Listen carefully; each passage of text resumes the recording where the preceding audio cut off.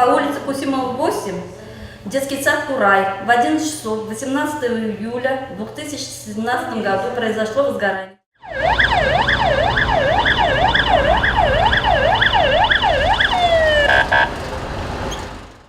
Спасатели, медработники и пожарные всегда оперативно оказываются на месте возникновения чрезвычайной ситуации, будь то настоящее происшествие или же просто учение. Сегодня они отреагировали на сигнал тревоги, поступивший из детского сада «Курай». По сценарию учения возгорание произошло в столовой дошкольного учреждения на первом этаже. Ввиду того, что детский сад был введен в эксплуатацию совсем недавно, в 2014 году, плановые пожарные учения здесь до сих пор не проводились. Однако, несмотря на это, эвакуация детей и сотрудников прошла оперативно.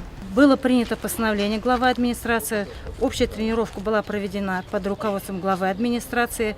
В целом со своими задачами персонал детского садика «Курай» справились, службы прибыли вовремя. По водной, значит, у нас был заблокирован.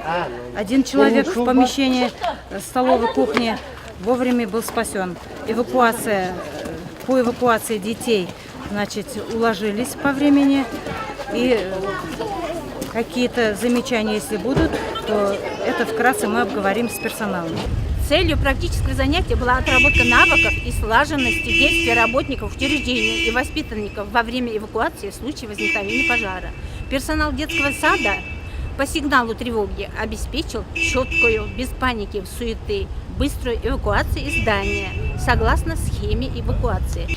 Именно такие правильно выполненные действия как со стороны персонала детского сада, так и со стороны спецслужб приводят к успешному выполнению поставленных задач при противопожарных учениях и непосредственно при пожарах.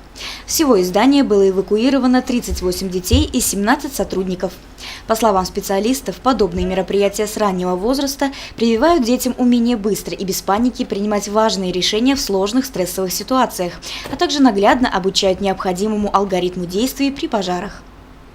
Евдокия Титаренко, Алик Кадыров, Любовь Карпова, телекомпания СТВ.